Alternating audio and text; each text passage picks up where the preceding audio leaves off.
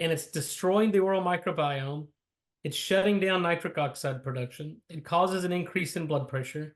And in fact, you lose the protective benefits of exercise if you use mouthwash.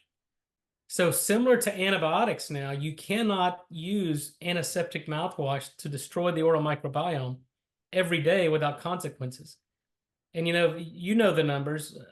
2 out of 3 Americans have an unsafe elevation in blood pressure, and 2 out of 3 Americans use mouthwash every day.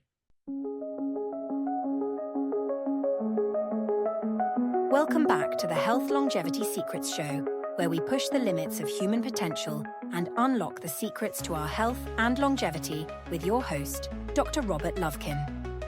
Fresh breath shouldn't come with higher blood pressure. Mouthwashes don't just kill germs, they also wipe out the good oral bacteria that create nitric oxide, the signal that relaxes our blood vessels. Dr. Nathan Bryan shows how this key molecule powers not only blood flow, brain, but even immunity, and how mouthwash can tank it, and how simple fixes can turn it back on. And now, please enjoy this week's episode. Hey Nathan, welcome to the program. Hey, thanks for having me. It's great to be with you. Yeah, I think the last time you were together, you and I were together was a few weeks ago. We were staying in Costa Rica, filming a beautiful TV series that is going to be on, last I heard, PBS and the Discovery Channel. So we'll keep everybody posted. But that was a lot of fun down there.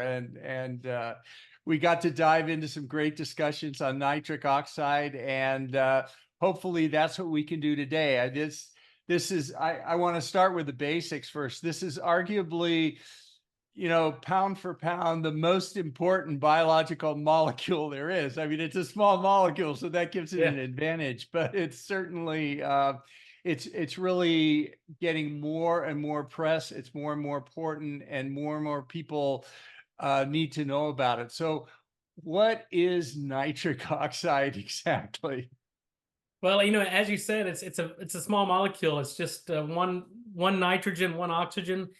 But the interesting thing about nitric oxide is it's a gas. Once it's produced in the body, it's produced as a gas, and then it's gone in less than a second. But during that time it's around, it signals a number of important biological pathways, from regulation of blood flow and circulation, tissue oxygenation.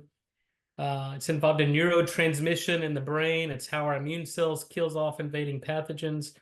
It's involved in mitochondria, energy production, stem cell mobilization, extending telomeres. So really everything we know about longevity and health and wellness revolves around the adequate production of nitric oxide.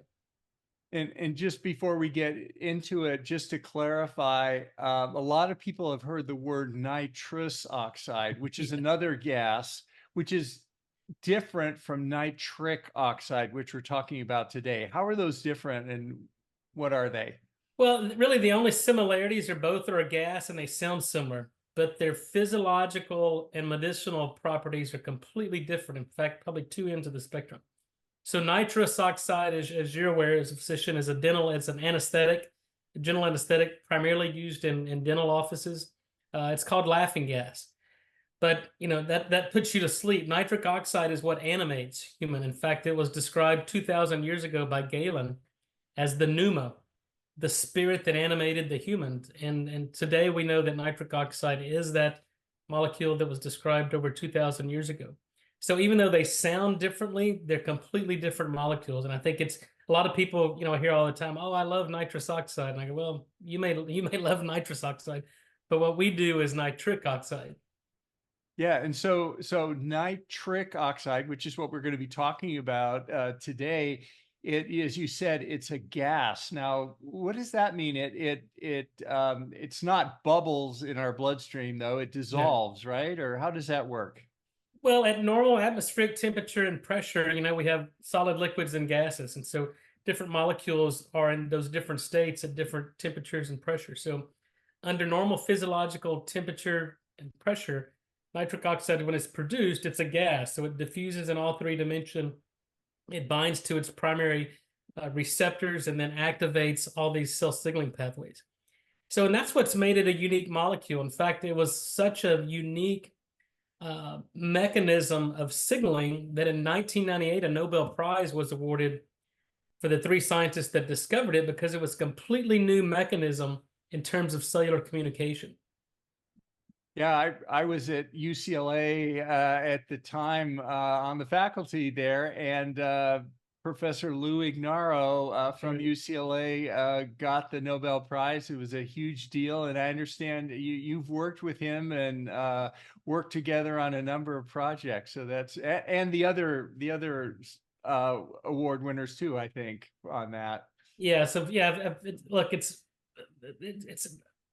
Lou's a great guy, been a good friend. You know, he inspired me early on, shortly after he won the Nobel Prize, to really enter the nitric oxide field, and was really encouraging early on as a student. And then, as you mentioned, I was recruited by Fred Murad, one of the other scientists that won the Nobel Prize, and he was my department chair for a number of years. We collaborated on a number of different projects and really tried to move the forward of drug discovery around nitric oxide. So that was, we were tasked with, trying to understand how we can stabilize nitric oxide molecule to put it in a solid dose form, or start to develop rational therapies around nitric oxide. Yeah, it's so fascinating, and as you say, it really, I mean, when the Nobel Prizes were awarded, it got a lot of publicity. But the thing is, for physicians who haven't been in medical school in the last 20 years, let's say, or if they haven't been keeping up with the literature, which is increasingly difficult in modern medicine, where everyone's in a narrow silo, it's possible that, that our physicians, many physicians are not even aware of nitric oxide, or at least are only peripherally aware of it. But as you say, it's such an important molecule. I mean, the 3 big areas we think about are the cardiovascular health, the endothelial glycocalyx, and then it also works on the immune system, and making the immune system better. And as if that weren't enough, it also works on neuronal health in our brain and nervous system. So there aren't any more important areas in those 3 areas for that nitric oxide could benefit. So where is nitric oxide made, or where in our body? How does that work? Well, today we understand that there's 2 primary pathways to produce nitric oxide. The first pathway to be discovered was in our endothelial cells. Those are the cells that line all the blood vessels and lymphatics throughout the entire body. In fact, the endothelium is our largest organ. It's a number of cells that line all blood vessels and lymphatic that form an organ system. and so it's produced by an enzyme found in the endothelium, and that's the second-to-second regulation of blood flow and circulation and tissue oxygenation. And that's what we understand when we talk about endothelial dysfunction. The dysfunction of the endothelial cells arise from the loss of production of nitric oxide. So now it affects every organ system, right? So if the endothelial cells lose the ability to make nitric oxide, then whatever vascular bed those endothelial cells are found in, whether it's the sex organs, the brain, or the heart, you have dysfunction in the blood vessels, so they no longer can dilate. And that's the basis for all, if not all, most, if not all, age-related chronic disease. But fortunately, there's enormous redundancy in the human body, especially for a molecule that's so critical and fundamental to life as nitric oxide. So we now understand that it's made in the mouth, in the oral cavity, from bacteria that live in the crypts of the tongue. And these bacteria metabolize a molecule called nitrate, inorganic nitrate, that's found in certain foods, green leafy vegetables, for example. And then these bacteria metabolize it into nitrite and nitric oxide. Then when we swallow it, we get a burst of nitric oxide. It's distributed throughout the body, and that can overcome and actually help restore endothelial dysfunction. So one can compensate for the other, but when you lose the ability to make nitric oxide, if you have endothelial dysfunction, if you have a poor diet, or you have oral dysbiosis, or using a mouthwash or antacids, then that really sets the stage for complete nitric oxide deficiency.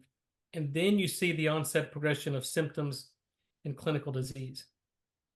So we can interfere with our nitric oxide production either at the endothelial level in the blood vessels, or there's this second pathway in the oral cavity, made by bacteria that live there, but That's then right. we swallow the nitric oxide, or it's absorbed into our body there. That's fascinating. And you mentioned one thing I just wanted to underscore about mouthwash that many people still aren't aware Oh, of, yeah. in particular, the effects of mouthwash on nitric oxide production in the mouth. Could you talk about that a little bit? Yeah, it's a fascinating observation, and we published on this probably 10 years ago. But I mean, everybody, especially physicians, know the collateral effects of just oral antibiotics. If you have an infection, you put on a regimen of antibiotics, but you don't take that for the rest of your life because of the collateral damage, the gut dysbiosis, all the systemic effects you see from that. The same thing is happening with oral antiseptics. And yet 200 million Americans wake up every morning and use an antiseptic mouthwash every day, sometimes 2, 3 times a day. And it's destroying the oral microbiome. It's shutting down nitric oxide production. It causes an increase in blood pressure. And in fact, you lose the protective benefits of exercise if you use mouthwash. So similar to antibiotics now, you cannot use antiseptic mouthwash to destroy the oral microbiome every day without consequences. And the numbers. 2 out of 3 Americans have an unsafe elevation in blood pressure, and 2 out of 3 Americans use mouthwash every day.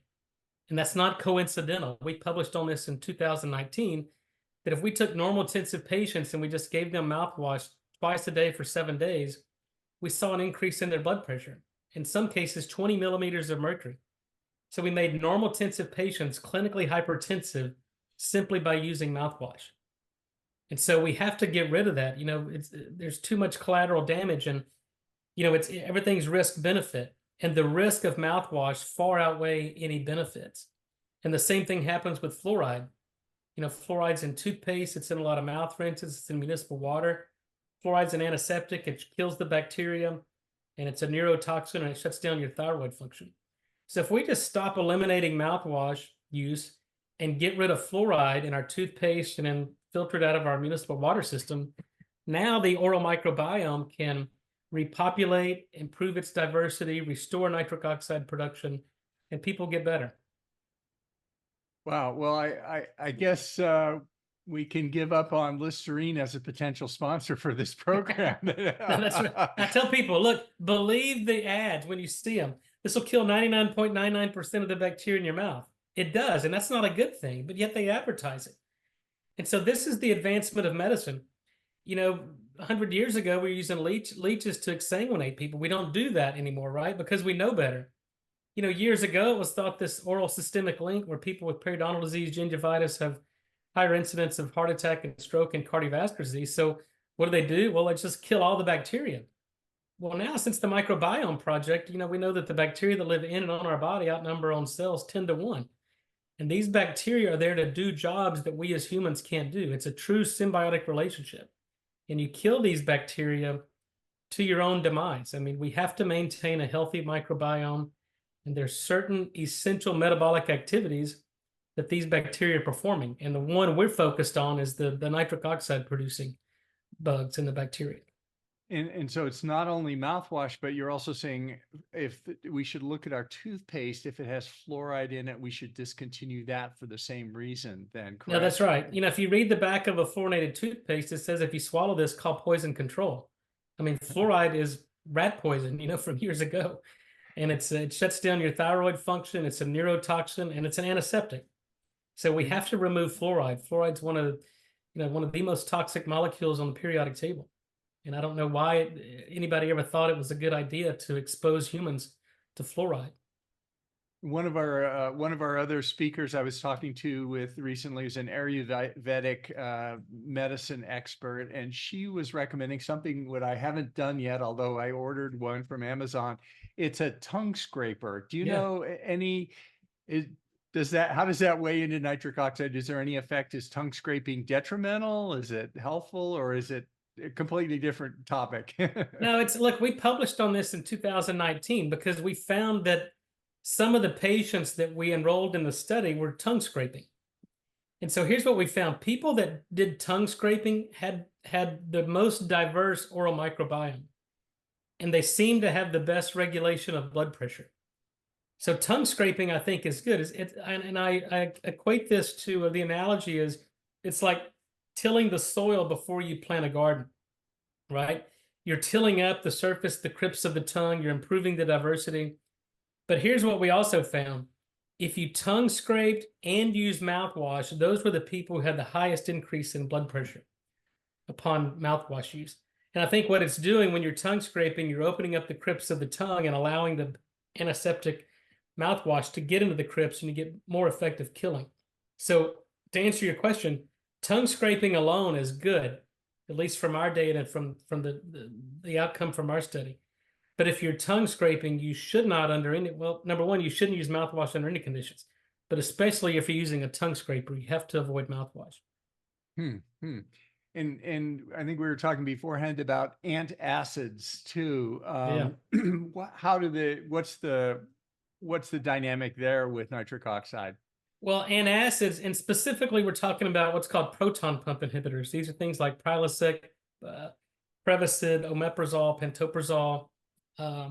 So these drugs inhibit nitric oxide from both pathways. So it shuts down your oral kind of the nitrate, nitrite, nitric oxide pathway, because we need stomach acid in order for nitric oxide to be produced in the stomach from swallowing our own saliva after we eat, a plant-based diet or a salad or a meal with inorganic nitrate. The other problem with proton pump inhibitors is they inhibit an enzyme, and we'll just call it DDAH. But this enzyme typically breaks down a metabolite called asymmetric dimethyl L-arginine, or ADMA. And ADMA acts like a inhibitor to nitric oxide production in the endothelial cells.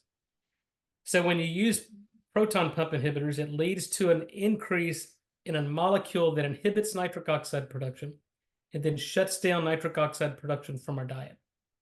And that basically completely devoids your body of any nitric oxide. Now, what does that mean? Well, in 2015, it was published that patients who had been on PPIs for 3 to 5 years had a 40% higher incidence of heart attack and stroke. Not higher risk, actual events. And then a study published last year showed that people who have been on these drugs for at least 3 years had a 40% higher incidence of Alzheimer's and vascular dementia. So those are the consequences of shutting down nitric oxide production: heart attack, stroke, Alzheimer's. And you can probably remember back in the early 2000s when, Vioxx and Celebrex, the COX-2 inhibitors, were taken off the market or black box warning because they were causing heart attacks and strokes. PPIs are actually more dangerous than the COX-2 inhibitors. So I advocate that these drugs should not only be taken off the market, but if they're not, there has to be a black box warning around these drugs because they're increasing heart attack, strokes, and Alzheimer's. And mechanistically, we know exactly the cause of that. And it's because it's completely shutting down nitric oxide production. Wow. I think a lot of people aren't aware of this and and the importance of nitric oxide, but also how they can damage the nitric oxide production with these basically things we find in the home that people think of as being safe, and they feed to themselves and their children and all these kinds of things. Well, if you look back at when these drugs were approved, they were never approved by the FDA for chronic use. They're only approved as drugs for the acute remediation of gastroesophageal reflux disease. They were never approved to be used daily, indefinitely, in perpetuity. But yet now they're available over the counter. People can go to the pharmacy or the grocery store and buy these drugs over the counter and take them every day. And I know people have been taking them for 10, 15, 20 years. And they just take them every day because, well, it becomes habit. They feel like they need it because of acid reflux and heartburn.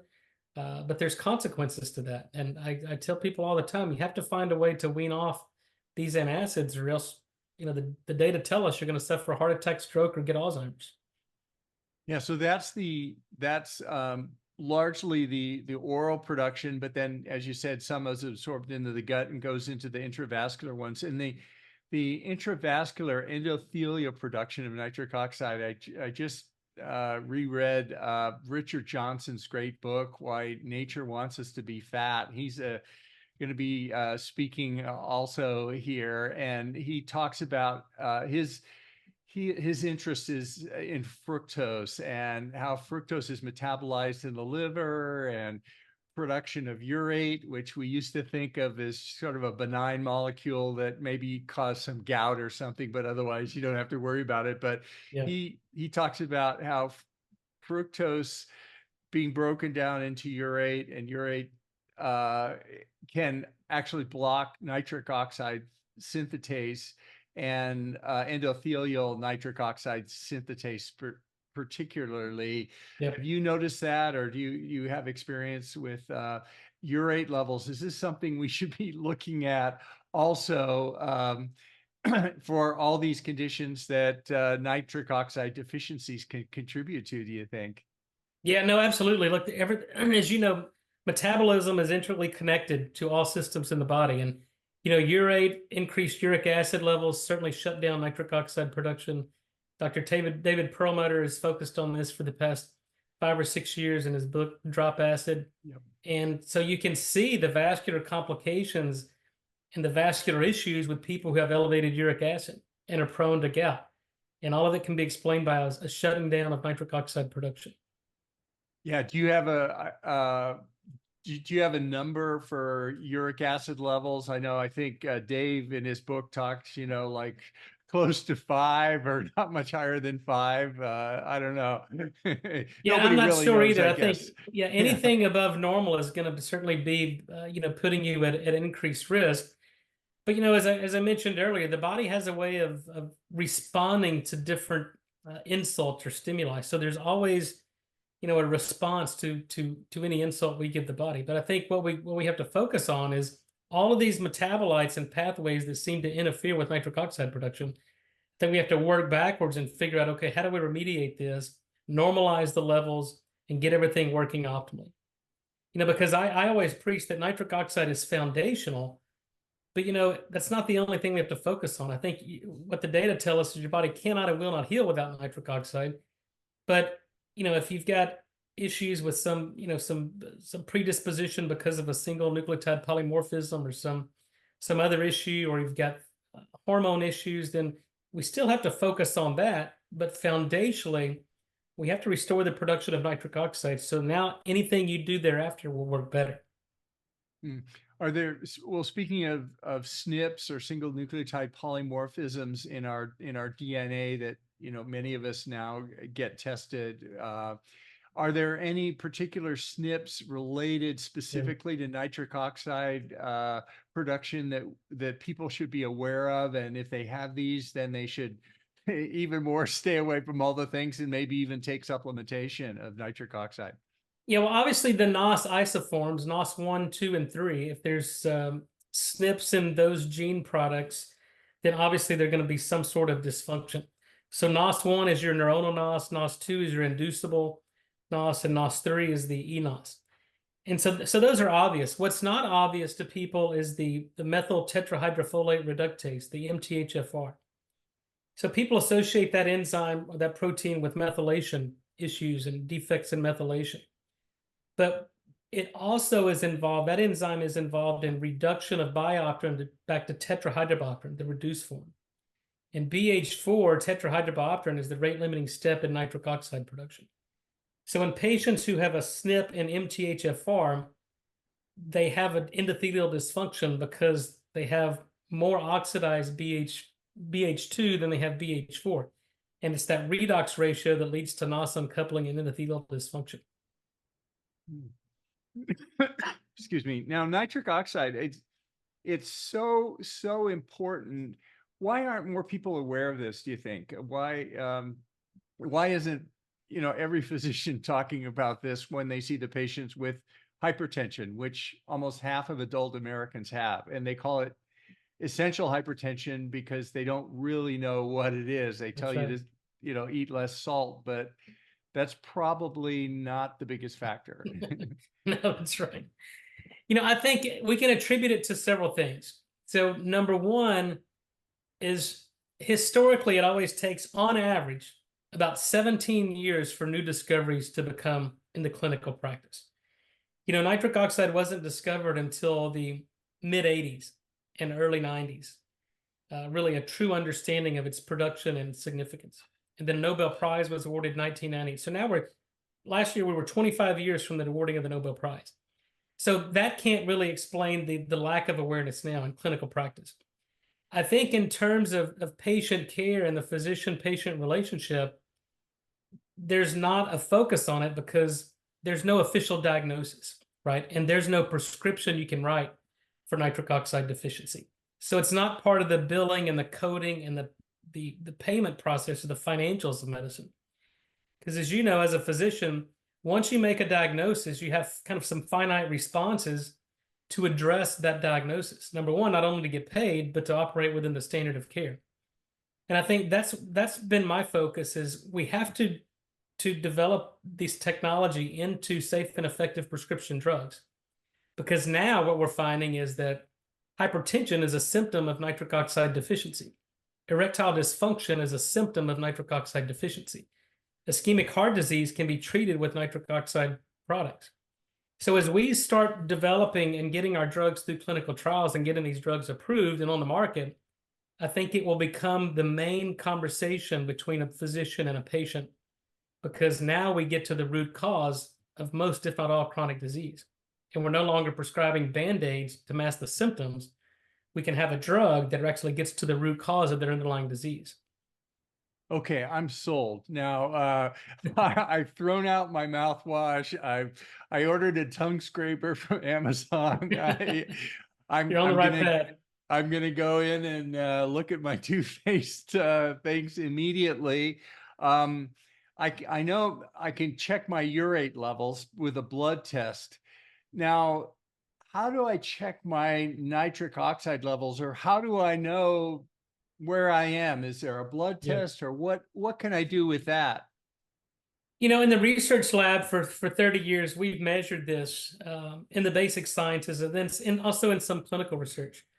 But clinically, and there's not a blood test. So unlike cholesterol or vitamin D or magnesium, you can't, or urate, where we can draw blood and get a number. There is no number or no labs for nitric oxide. I mean, we've discovered, elevated triglycerides. We can reduce triglycerides with nitric oxide. Elevated C-reactive protein is typically a sign of nitric oxide deficiency, but there's no direct correlate. The only way we can determine it clinically is through, these medical devices, what's called flow-mediated dilatation, where historically it was called plethysmography, right? Venous occlusion plethysmography. So that gives you a functional assessment of endothelial function or nitric oxide production. These are FDA cleared medical devices, but most family practices or general practitioners don't have these devices, so it's not commonly used. But about 15 years ago, we were asked the same question, and so I developed a salivary test strip back in 2009, 2010, because we understood that the nitrate was concentrated in our salivary glands. When we salivate, it's activated by these oral bacteria. We produce nitrite in the saliva. We swallow our saliva, we get nitric oxide.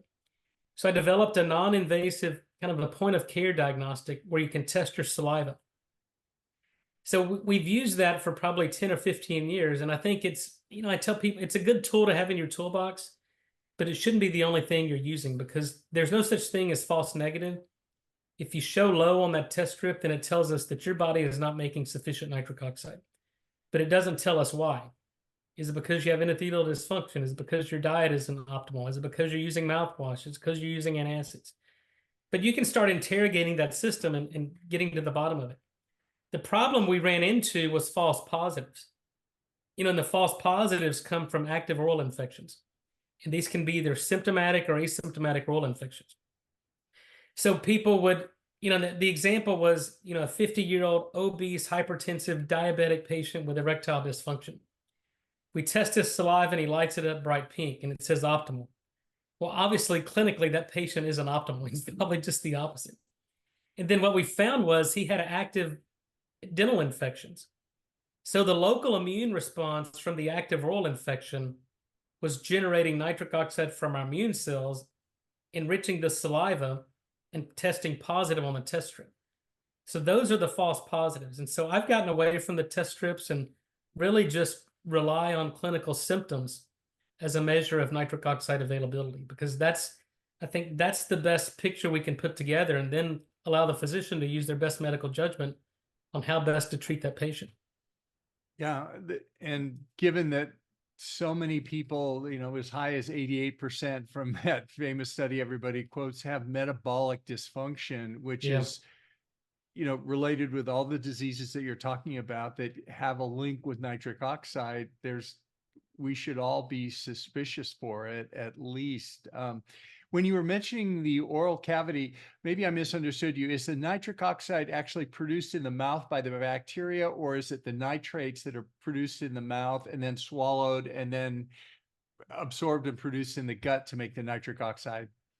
Well, a little bit of both. So what these certain communities of bacteria have what's called a functional nitrate reductase enzyme. So they perform the 2-electron reduction of nitrate to nitrite. And now the pKa of nitrite is 3.4. And what that means is at a pH of 3.4, 50% of that molecule becomes protonated and it disproportionates to nitric oxide gas. So we can actually detect nitric oxide gas in the exhaled breath in certain people. But the majority of the nitric oxide that's biologically active comes from swallowing our own saliva in the acid environment of the stomach, which a normal stomach, healthy stomach, has a pH of less than 2. Then you get this burst of nitric oxide in the lumen of the stomach. And that has important physiological functions. So number one, it'll kill H. pylori, the ulcer-causing bacteria. If you have some E. coli or salmonella in the food you're eating, it'll kill those bacteria and you don't get sick from them. It'll prevent ulcerations from chronic NSAID use, enhances gastric mucosal blood flow, improves the mucus production, and really preserves the integrity of the gastric mucosa. So that is kind of how the system works. But there's some bacteria that, and we've characterized these in the oral microbiome, that have nitrite reductase genes. So the nitrate is a 2-electron reduction to nitrite, and then the 1-electron reduction from nitrite to nitric oxide can occur by the bacteria, or just simple solution chemistry and the acid disproportionation in the lumen of the stomach. So if there are challenges with the oral test strips and all, it's not a perfect test. You mentioned the other tests measuring endothelial function, relaxation, but it's not in a lot of doctors' offices. Maybe concierge doctors have it or something. What is the cost of that device or the per test use? Just ballpark figures. And I assume it's non-invasive, right? It's blood pressure cuff or something. And there's different devices, and the cost associated with these are different. So the one that used, and I think probably has the greatest number of validated clinical trials on it, was a device called the EndoPad. It was from a company called Itamar out of the Middle East. But this used what's called venous occlusion plethysmography. But it would actually, you put a blood pressure cuff on your brachial artery and you basically restrict blood flow into the brachial artery for 5 minutes. So it's a little bit uncomfortable. You get the tingling because you're basically restricting blood flow into the arm for 5 minutes. It's kind of like falling asleep on your arm, and you get the tingling and the numbness. But then when you release that cuff, either through an ultrasound probe or a fingertip probe, you can look at the degree of vasodilation, what we call reactive hyperemia, and that'll give you a score of endothelial function. And that now, so those were quite costly in terms of the consumables and the cost to the patient. Now there's what's called non-ischemic plethysmography, where you can look at, the secondary and tertiary arterioles and look at the structure and function of these. And so it's really a pulse wave or augmentation index that'll give you a picture of, how clean your vessels are, how compliant the blood vessels are, and how stiff they are. So those non-occlusive plethysmography devices, there's no consumable cost. The devices themselves, I bought one personally, and I think I paid $30,000 or $40,000 for it, but there's no consumables. I think they're reimbursable by some insurance. They have an ICD-10 coding now, so it's a verified diagnostic that you can, if a patient has insurance in your clinical office, then you can reimburse your insurance for it. But I mean, to understand how important and prognostic these are, to get an early indication of vascular structure and function prior to patients developing ED or hypertension, I don't care how much it would cost, it would be worth it to get an insight into where you are in terms of nitric oxide production. Yeah, absolutely. Well, speaking of that, ED and all, several of our audience have emailed in prior to this interview, and they wanted to understand the drugs, the ED drugs that are somehow tied to nitric oxide. We hear nitric oxide in conjunction with tadalafil or Cialis or Viagra also. Can you talk about that a little bit? Are these the same things? If I do nitric oxide supplementation, I don't need these others, or vice versa? How do they interact? Well, mechanistically, we know how these drugs are working. You know, these PD5 inhibitors, collectively, these class of drugs are called phosphodiesterase inhibitor type 5. So it's a specific isoform of phosphodiesterate that these drugs are inhibiting. And this goes back to the work of Fred Murad, my former mentor who won the Nobel Prize. And he was the one who discovered that drugs like nitroglycerin work for the treatment of acute angina because they activate an enzyme called guanylyl cyclase. This enzyme produces cyclic GMP, leads to smooth muscle relaxation, you get dilation of the coronary arteries. So cyclic GMP is the second messenger that's produced from nitric oxide. And these drugs inhibit the breakdown of cyclic GMP. So that's why they work for, you know, these drugs were first development for heart disease and pulmonary hypertension because they dilated blood vessels. And that's really the focus and the mechanism of these drugs. So obviously for ED, in both men and women, we have to get dilation of the blood vessels in order to improve blood flow and engorgement. So when you can't make nitric oxide, you can't dilate the blood vessels and you develop erectile dysfunction. So now the PD5 inhibitors, even if you have a little bit of nitric oxide, they potentiate the nitric oxide that's produced. But these drugs do not affect nitric oxide production. And now 25 years later, you know, these drugs were approved in 1998. 50% of the men that are prescribed Viagra, Cialis, or Levitra, these different forms of PD5 inhibitors, don't respond. So multi-billion dollars, 50% of the patients don't respond with better erections or better urinary symptoms of BPH, their primary indications. So why is that? Well, the reason they don't respond is because they can't make enough nitric oxide to activate that second messenger system. So what does that mean? Well, if we can restore their nitric oxide production, you can activate guanylyl cyclase, you can increase cyclic GMP, and now these drugs have a substrate to work on to improve blood vessel dilation, engorgement, and improve sexual function in both men and women. So these drugs are dependent upon the body's ability to make nitric oxide. If you have severe endothelial dysfunction, you can't make nitric oxide, then these drugs cannot and will not work. Yeah. So but then here's the chance for intervention. If we focus on restoring nitric oxide production, now the non-responders to these drugs become responders, and you can actually lower the dose of these drugs, making them safer and mitigating the side effects.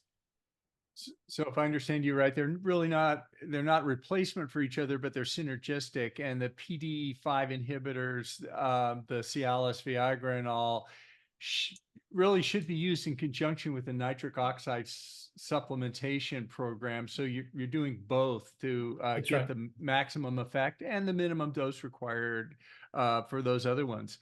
One interesting point about these PD5 inhibitors, they're being used now not only for erectile dysfunction and other vascular conditions, but they're also looked at as longevity drugs.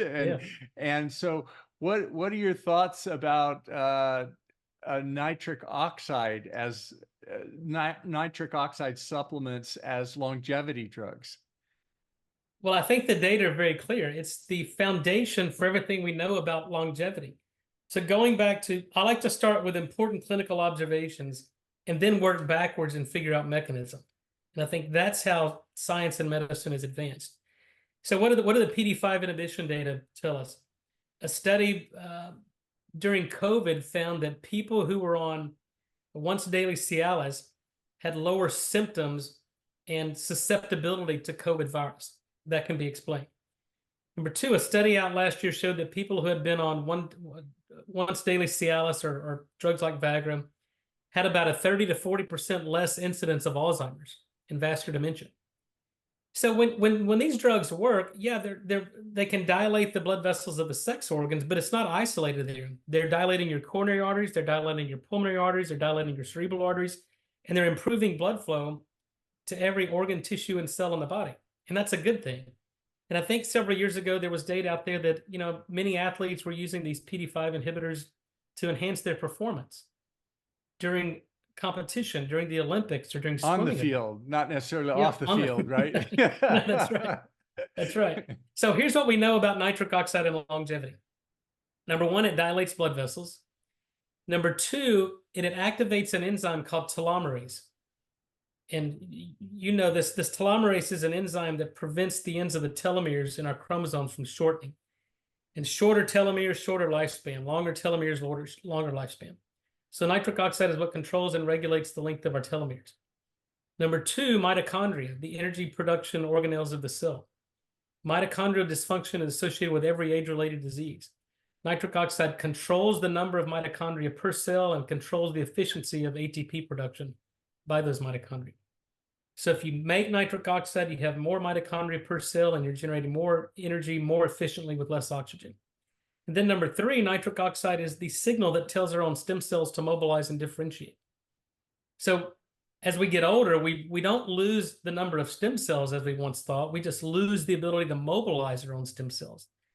And because we lose the ability to produce nitric oxide. So we're constantly wearing ourselves out. We just got to repair and replace these cells in order to live longer and better. And you can't do that without nitric oxide. So nitric oxide is really the unified agent for everything we know about longevity. Improves telomere lengths, improves mitochondrial function, and mobilizes our own stem cells so we can repair and replace dysfunctional cells. Now, how can we increase our nitric oxide? What are the dietary ways? And then you work you have a company that also makes specific supplements for that. Could you speak about those? Sure. I'm a physiologist and biochemist by training, so I try to get to and give people the tools they need to allow the body to do what it's designed to do. So I tell people, you have to do two things. Stop doing the things that disrupt it and start doing the things that promote it. So we've discussed these. So stop using mouthwash, get rid of fluoride, get off the antacids. Now your body is actually primed to make nitric oxide, and we can help it along. Moderate physical exercise, 20, 30 minutes of light aerobic exercise per day. Throw in some more green leafy vegetables that are enriched in nitrate. Typically, the darker the vegetable, the more nitrate. And then 20 to 30 minutes of sunlight a day. There's certain wavelengths of light that'll stimulate nitric oxide released into the tissue, dilate blood vessels, improve mitochondrial function. And then when all else fails, we have product technology that actually produces nitric oxide gas. We've made a solid dose form of nitric oxide gas. I'm the only person in the world who's ever made a solid dose form of a bioactive gas. So that technology is designed for if your body can't make nitric oxide, whether you have a genetic SNP, whether you're on antacids, mouthwash, antibiotics, then our products do it for you. They release nitric oxide. And then more importantly, perhaps, they restore the ability of the body to produce nitric oxide. We're restoring the oral microbiome because this lozenge sits in the mouth on top of the tongue. You move it around, it kills the bad bacteria, it restores the good bacteria.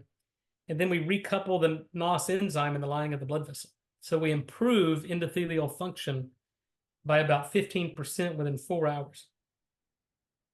Well, what is the dosage of this lozenge then? You get it, you put it in your tongue, under your tongue, let it dissolve in your mouth. How do I know if I'm getting enough, or what do you recommend for someone like me?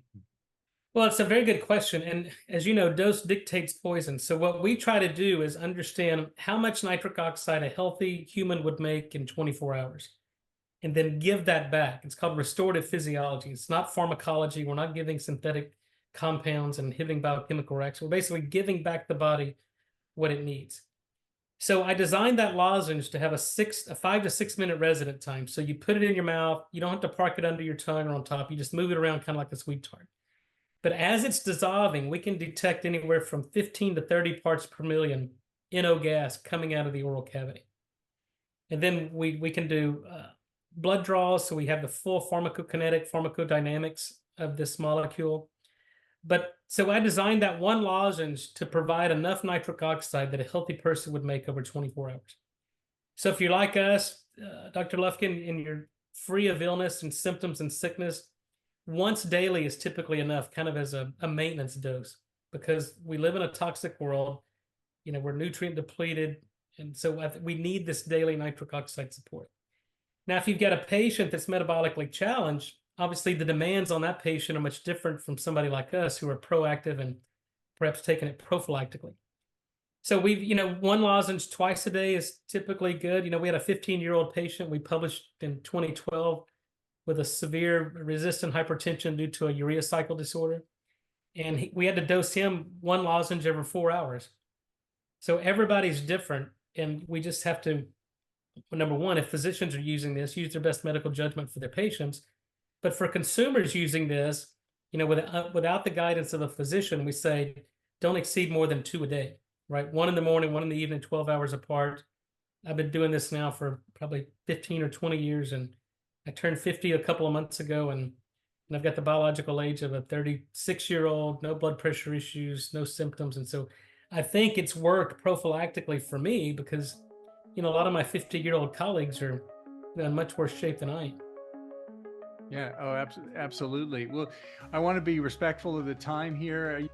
If you are enjoying this program, please hit that subscribe button, or even better, leave a review. Your support makes it possible for us to create the quality programming that we're continually striving for. This episode is brought to you by L-Nutra, maker of the Prolong fasting mimicking diet. Use the link in the show notes for 20% off. Half of all heart attacks strike without warning. Your best early warning, a CT calcium scan. We've made it even better by adding arterial age and liver fat quantification, all from the same scan. Now available nationwide without a doctor's prescription. Use the code Lufkin20 for 20% off. Can I start? Is it recording? It's already recording. Oh, sorry. This is for general information and educational purposes only, and it's not intended to constitute or substitute for medical advice or counseling, the practice of medicine, or the provision of healthcare, or diagnosis, or treatment, or the creation of a physician-patient or clinical relationship. The use of this information is at their own user's risk.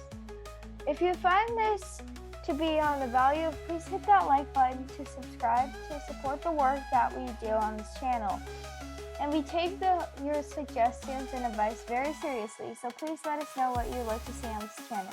Thanks for watching, and we hope to see you next time. You should say that. No, that's good. It's for you to say it. I think that's very good. You like it? You want to do it one more time, or is that good? I think that was good. Yes. All right. You need to save the recording.